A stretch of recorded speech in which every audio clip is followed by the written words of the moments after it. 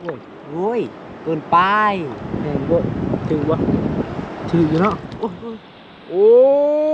นี่ถึกแล้วถึกแล้วนี่โอ้ป่าปลาพี่อ่ะถ่ายสบายดีสวัสดีทำไมพี่น้องมื้อนี้บ่าวพางไปนอนป่าไปหาหมู่อยู่บ้านไกรสอนนะไปนอนป่าอยู่เสบ้านบ่าวพางกะอยู่ลุ่มส่วนบ้านหมู่บ่าวพางกะอยู่เทิงนะเอาติดตามนำกันแต่ตอนนี้นะตีนรถนะแตกเขาเลยย่างเอา เพื่อสิฮอดเสประมาณ30 นาทีนี่แหละนี่มากับหมู่รถกับรถห่างๆตีนแตกซะวันนี้ก็มีแต่มองแล้วก็ปืนยิงป่าก็คือนี่ไปยู่บ่ดิเอา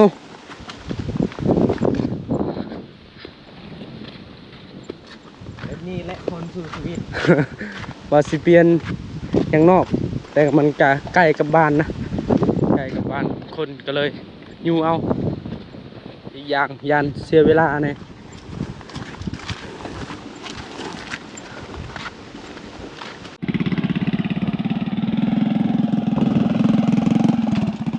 คนเดียวนะขี่ได้อยู่คัน2 คนเนี่ยขี่บ่ได้โอ้ย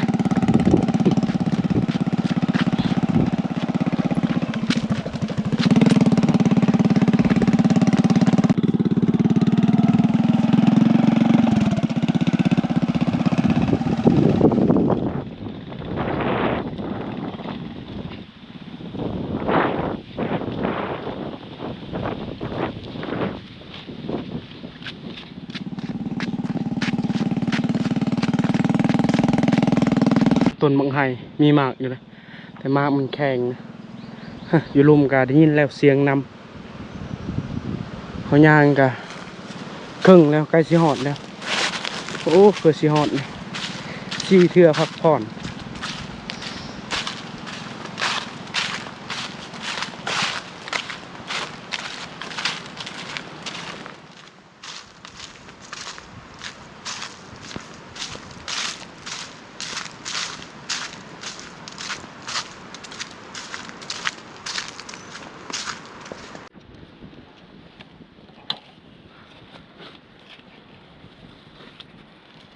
เอาไปแบบนี้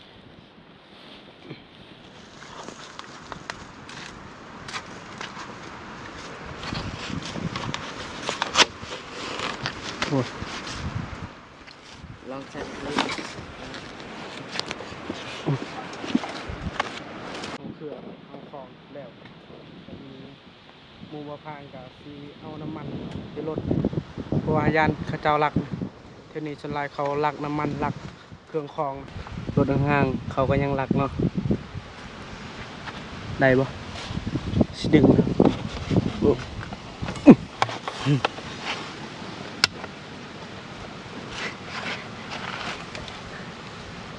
น้ำมันเคี่ยว แม่นเคยไปนอนบ่เซบนนี้บ่ เคย ได้อยู่บ่ป่า บางทีก็ได้บางทีก็ไม่ได้ มันบ่แน่นอนเนาะ อืม มีแต่ติดตามนำกันเอามาปีก่อนเอามา4 คนมานอยู่เนาะได้ทั้งนักนำทั้งป่าจับเอาเด้บ่มีอาวุธมันสิจับเอา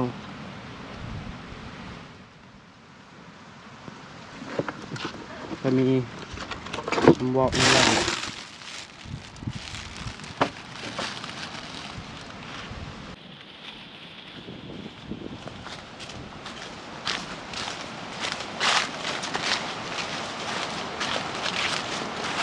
ฮอตพี่นะลมอยู่เลยแต่กะโบย่านเพราะว่าน้ำโบใหญ่ผมมีวังใหญ่นะเดี๋ยวนี้เขาบ่ได้ใส่เหือใส่เบ็ดใส่หมองนี่แต่เขาลอยเอาเซกับเซเก่าคือเซบานวาพางกับเซใหม่เขาอัดเขื่อนใหม่ๆเซก็เลยใหญ่มันเป็นวังอีกอย่างนะลมก็แห้งอยู่เลยวันนี้ก็เซแบบนี้ได้ สีคักวิวงาม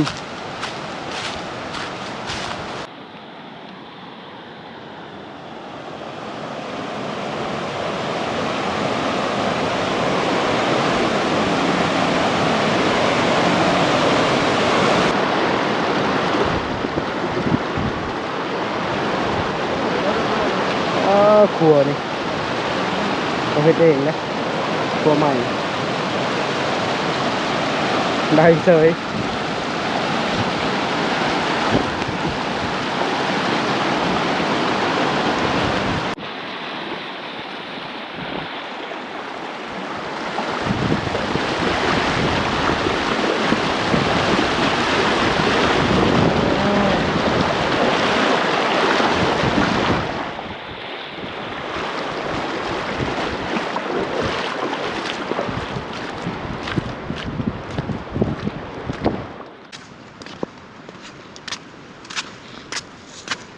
เขาก็จะนอนบนนี่ได้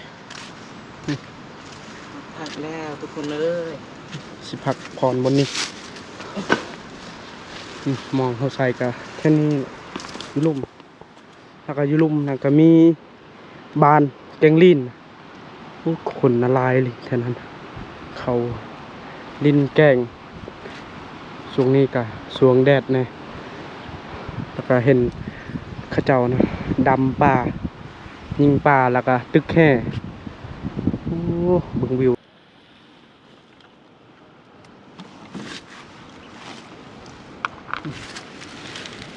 หน้ากากแล้วก็มีผ้าห่มอีกเลยมองโซเบิ้งจักดัง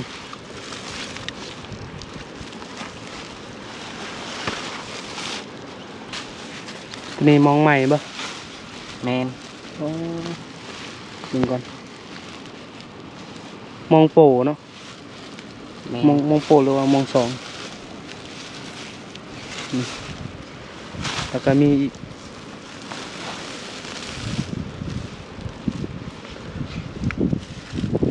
สไลด์มองจุ่มเนาะ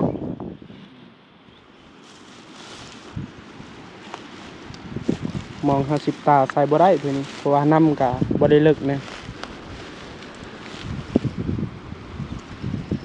จักดัง สามเลยยังมีอีกโอ้หลายลืมมองนี่จ้ะ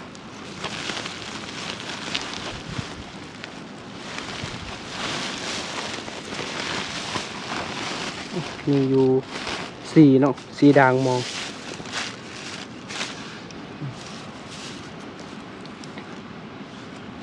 เบาโจมมีอยู่4ด่างก็มองเบาพางอีกบัดนี้มีแต่ด่างเดียวนะใส่ได้อยู่บ่ จักและ ประมาณมองนี่กับบ่ฮอด50 ตาประมาณ25 ตาประมาณนี้แหละเอาสิยกเบิ่งใส่ได้บ่มองกับมองซองคันอยู่เสเบาพางกับใส่ได้อยู่มองนี่อยู่นี่บ่ฮู้ใส่น้ำลึกเลยเนาะบ่มีเหือมีเหือครับใส่ได้บ่ ใส่ได้ ใส่ได้บ่ได้ก็ใส่บ่ได้ก็ยา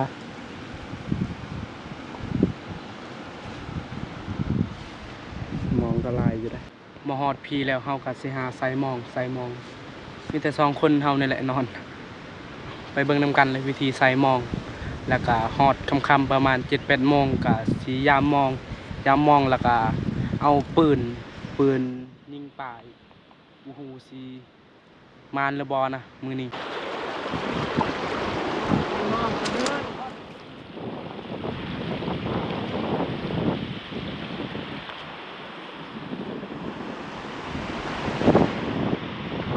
แน่ตา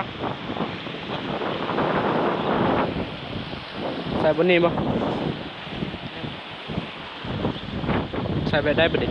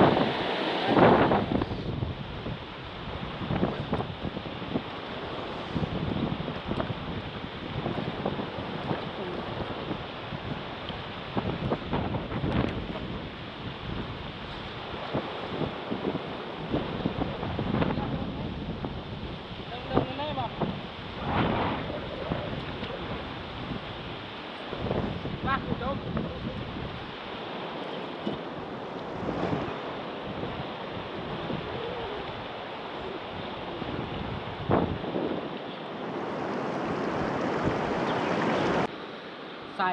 เรียบร้อยแล้วดังหนึ่งนะมองเขาใส่ไปกะมองโง่มองกะใส่ดังที่ซองดังที่ซองกะ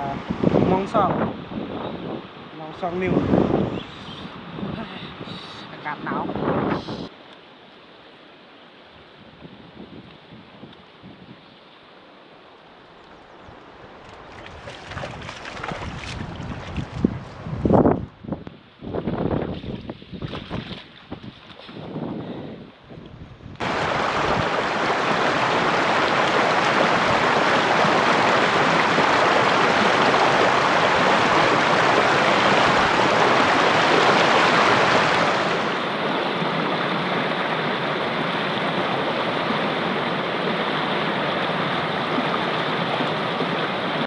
ใส่มองที่หนึ่งแล้วเขาก็จะใส่มองที่สองอีกมองที่สองมันจะเก่าเนี่ยมันขาดลายเอกใส่มันก็มีมอง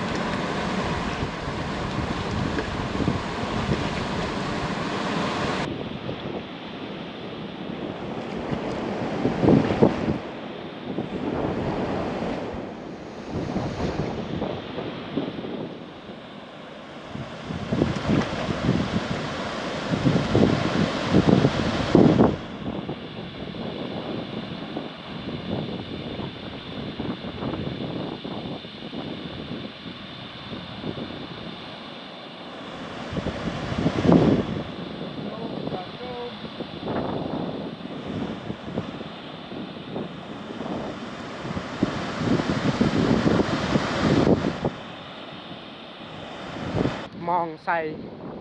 แล้ว3 ด่างแต่ก็ยัง2 ด่างนะโอ้โหหนาวมองจุ่มยังเรือด่างหนึ่งนะแล้วก็มองปิวก็ยังเรือด่างหนึ่งก็ให้หมู่บ่พางอีกใส่ต่อเพราะว่าบ่พางบ่ไหวแล้วใส่3 ด่างหนาวเปลี่ยนกันใส่นะ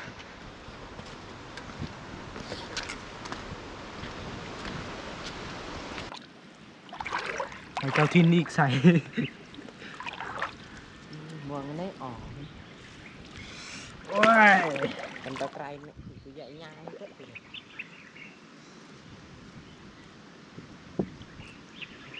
เย็นเย็น มันขาดแล้ว เอาดึงไปมองใจฮอนบ่ได้ใจเย็นๆ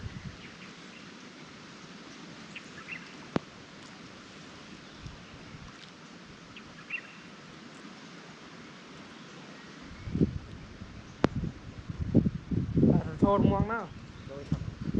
ติดให้พูดตัวนั้นไม่ใหญ่ดึงก็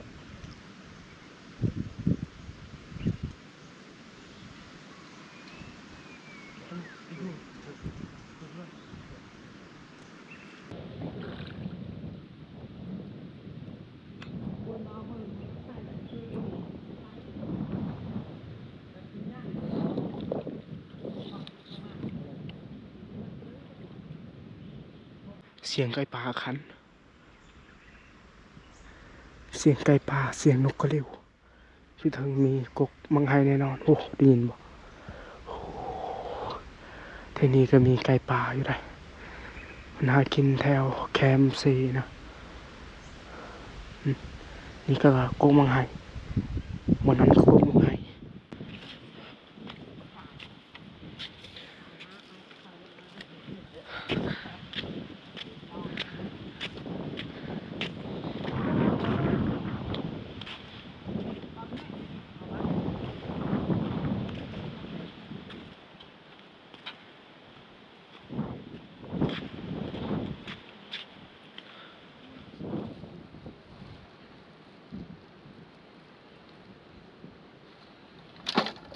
ตอนนี้ไฟมองเบิดเรียบร้อยแล้วมองจุ่มยังแต่มองปีกแต่กะอากาศกะเริ่มดีอยู่นะอยากเข่ายังบ่ทันกินข้าวเที่ยงสัมเพราะว่าอยู่เพื่อนกับผมมีอาหารกินทุกอย่างกับ อยู่บ้านหลายมือกับบ่ได้เนี่ยก็เลยโทรหาหมู่ไปหา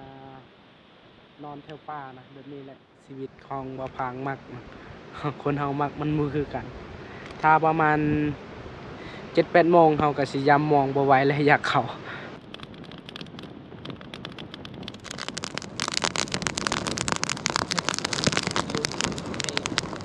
ตอนนี้นะเวลา 19 โมงใกล้26 นาทีแล้วเฮาก็เอาหน้ากากจากหยังเขาเอิ้นแล้วก็เอาปืนยิงป่าสิลองดำยิงป่าเบิ่งบ่ฮู้สิมานหรือบ่แล้วก็อย่ามองเลยนะอย่ามองเอ้าถ้าเบิ่งนำกัน พอได้ปิ้งนะคืนนี้แต่ก็ หนาวอยู่โอ้แกเสือแล้วก็หนาว ไปอยู่รุมก็เห็นไผทรายเขาเจ้าหากินคือกัน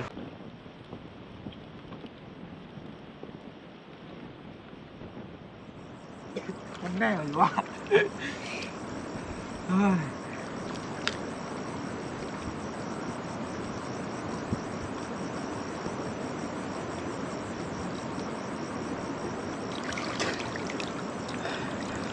ปามสลัดเลย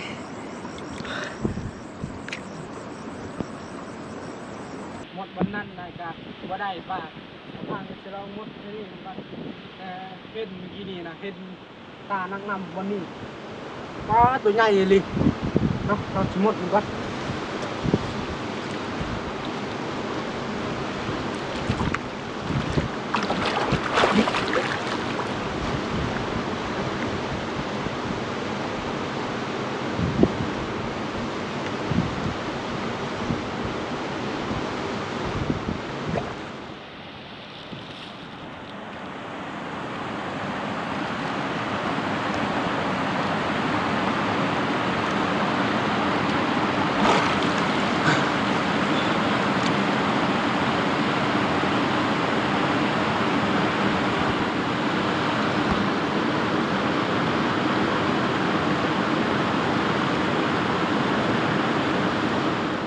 ดำป่ากำลังมวน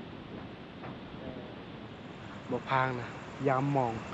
กับหมูบ่พางนะแต่ข้าเจ้านะลักมองลักมองใช้มองกับติดกับบอลเฮาแต่ชาวบ้านเขตนี้นะโคตรเท่เลยตอนนี้บ่พางกำลังเอาไปนำทางบนข้าเจ้ามี1แล้วก็2 3 4 5 คนข้าเจ้าเขาดังฟืนดังไฟวันนั้นลาเขตนี้กับบ่แม่นเขตบ่พางนะเขตหมู่บ่พางโอ้โหดอีหลีพ่อแม่พี่น้องแต่บ่พางก็สิอยู่บอนนะเพราะว่าเครื่องของอยู่บอนน่ะหลายอีหลีเขาเจ้าน่ะลักมองดังหนึ่งแล้วแต่มองเฮาใส่ไว้เท่านี้แล้วก็บนนี้บ่พางพยายามมองอยู่เทิงบัดมองเสียแล้วโอ้โหเสียดายเลยมองก็ไม่ไหม้นะมองส่องมองจุ่มแค่แน่เฮาบ่ได้ใส่มองปิวนะใส่มองปิวคือว่าบ่เรือนะสลายคลิปนี้นะเขาลินยาเขาพาลักเรื่องของกลางคืนเขาสิเน้นบอกลูกเขาก็สิดังไฟให้ไฟลุกนะกระเจ้าจะยานเลย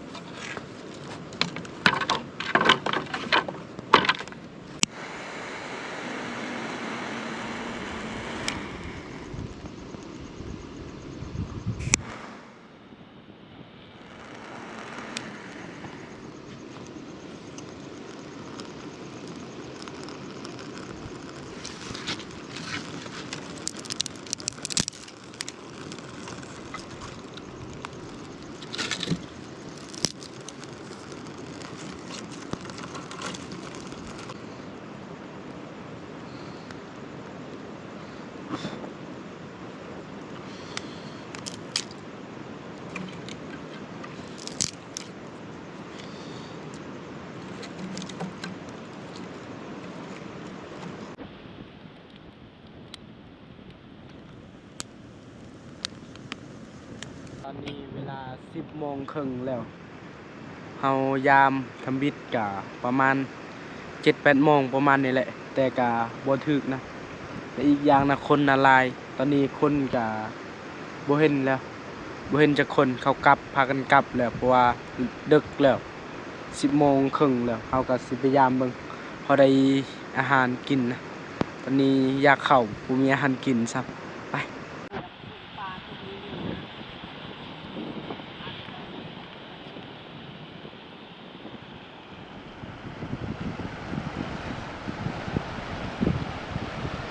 ปันเลยเจาะแอน โอ้ย โอ้ยเกินไป แม่งบ่ถึงบ่ถึงอยู่เนาะโอ้ย ไปอย่างวะ ว่าหยังโอ้ยมันคือดำเนาะมันดำเบิดนี่ เบิ่งตัวหน่อยพวกทุกอย่างก็ไม่ได้เอามา ปลาหยังนี่มันดำเบิดเนาะให้หูกันแนะนำใดเด้อพ่อแม่พี่น้องนี่ปลานี่ได้ตัวแรกแล้วไป ดูกันต่อ เลยโอ้มาแล้วนี่ได้ตัวที่สองแล้วอ่ะปลด หนาวอีลี แม่นหนาวแต่กับบุมีอาหารกินเนาะเลยยามมองหลับดึกนะ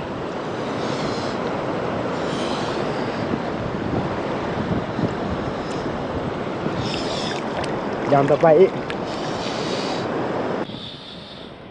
โอ้วันนี้ก็ถึกเนาะฟ้าถึกอีกแล้วถึกปรากฏเอาปิดบ่ดิระวังเลย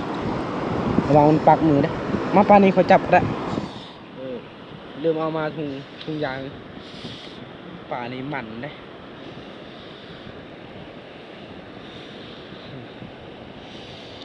แกยาก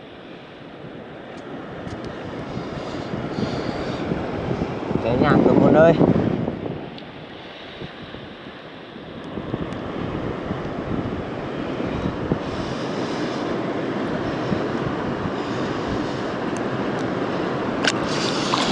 ยามต่อไป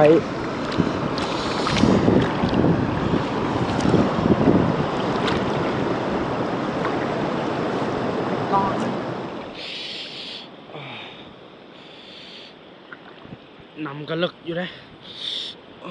เย็นโอ้ถึงแล้วโอ้ถึงแล้วนี่ได้ตัวที่3แล้ว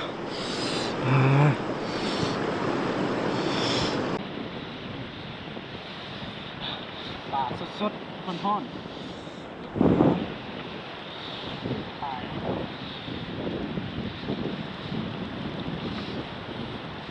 มันจะไปอีกโอ้ถึงแล้วนี่ปลานี่มีหนามเนี่ยนี่บนนี้มีหนามมันปลานี่ซ้ำปลากดเลย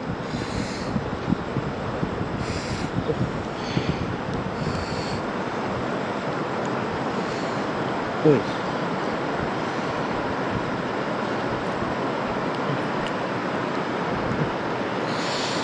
โอ้มันปักเลย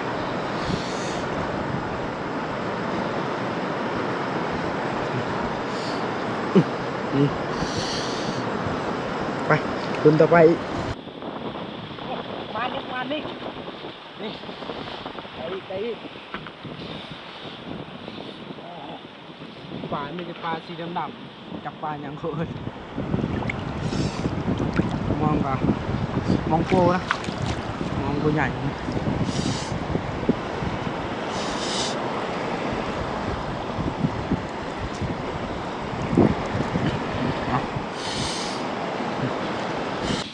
ถึงแล้วทุกคนเอ้ยนี่ มานี่ อันนี้ ไปยัง จักและบ่เหมือนกันไปอย่างเขาเอิญนี่ มีปลาน้ำหน่อยกว่านี่ หนาวแห้งอีลีทุกคนเลยเอาไปอย่างเขาเอิญนี่ ปลาไหลใกล้ หนาวแห้งอีลีทุกคนเลยเดินต่อไป ด่างที่1 ปลาอะไรไก่ตัวหนึงมันจากปลายังบ่พังบุ้งคือกันปลานี้มีอยู่3 โตนะ1 2 3รวมทั้งหมด1 2 3 4 5 6 7 โตมองด่างหนึ่งตัวนี้ปลายิงเงาอ่ะลุ่นด่างต่อไปยัง2 ด่างนะไปพอได้ปิ้งแล้วสำนีกิน2 คนคือว่าอิ่มบางคนมากินดิบกะปลานี่ก็กินได้มัน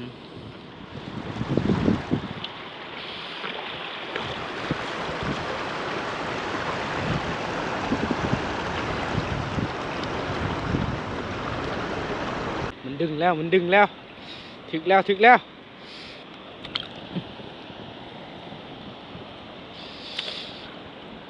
โอ้นี่ถึกแล้วนี่โอ้ปลาเพี้ยโอ้อยู่นี่ก็มีปลาเพี้ยเนาะ แม่น ปลาเพี้ย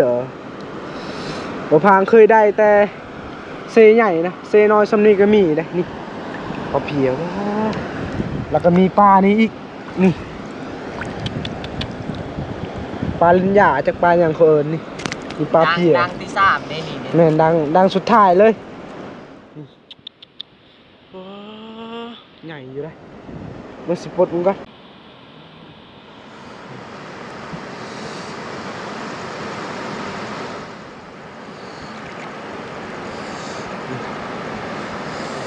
ปลาเพี้ย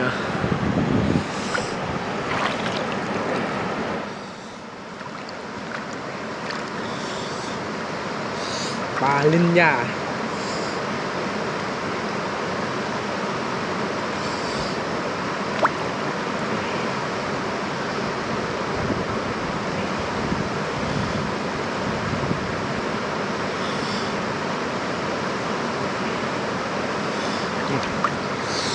ติดกันเลย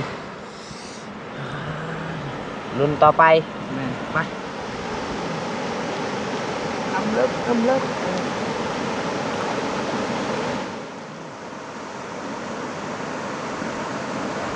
ยามมองเบิดเรียบร้อยแล้วมองมีอยู่3 ด่างนะป่าได้1 2 3 4 5 6 7 8 9 10 โต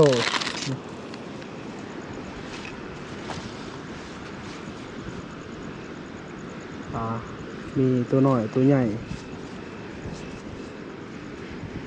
เอาสิปิงนะอาหารตอนดึกกับปิงป่ากินกับบ่าวโจม2 คน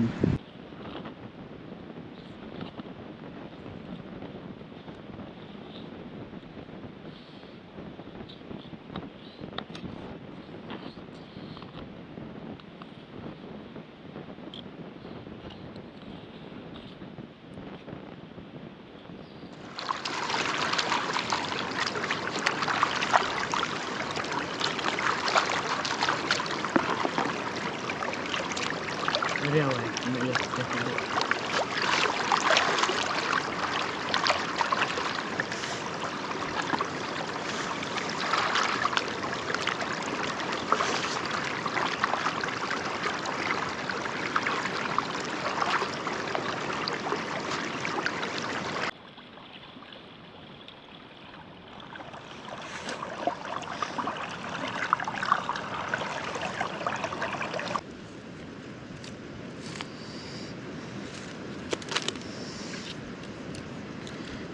มักเค็มบ่มักเค็มแล้วมักจางเอามือลด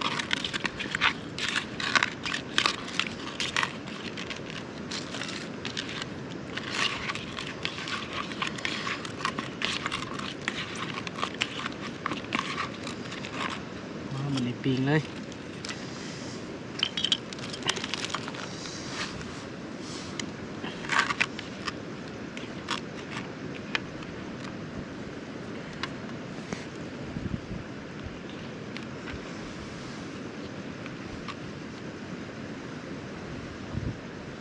ม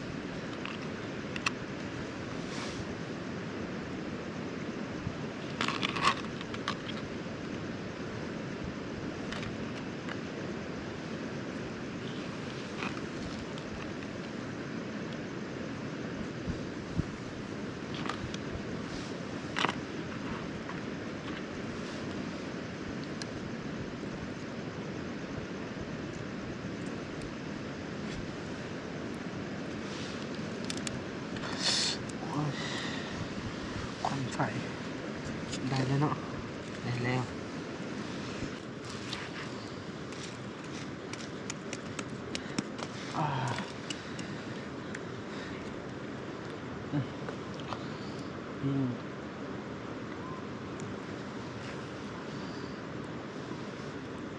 เห็ดแจ่วแจ่วพี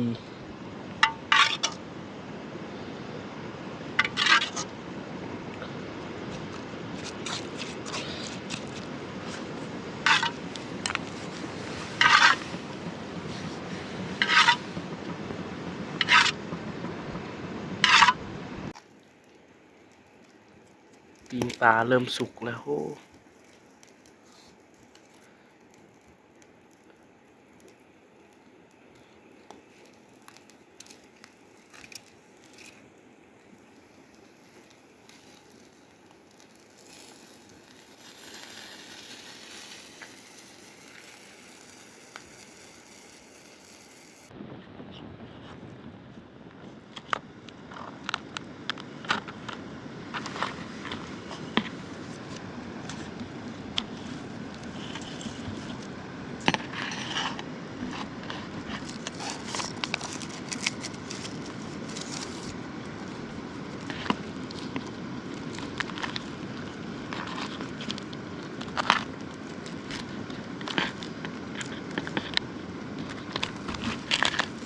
เรียบร้อยปีงปลาเท่านี้นะมันเลยมีแต่ปลามันอาหารซอยจำปลาละกามีแจ่วมีผักแกมนำเอามากินข้าวนำกันมาเด้อกินข้าวนำกันเด้อมากิน2 คนเอาซอยจำปลาลองไหมปลามัน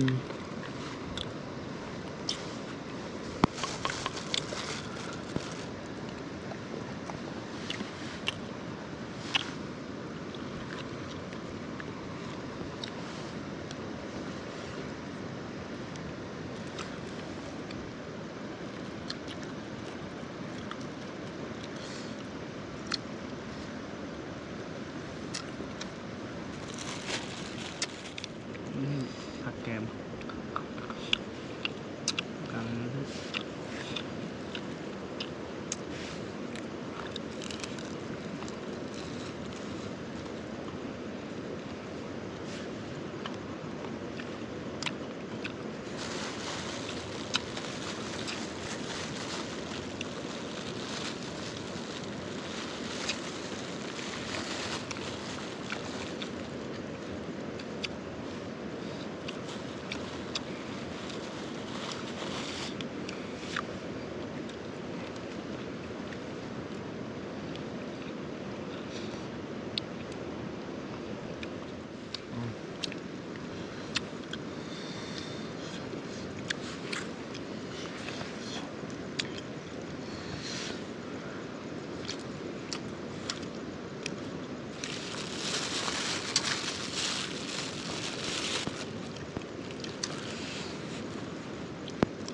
กินข้าวกับอิ่มเรียบร้อยแล้ว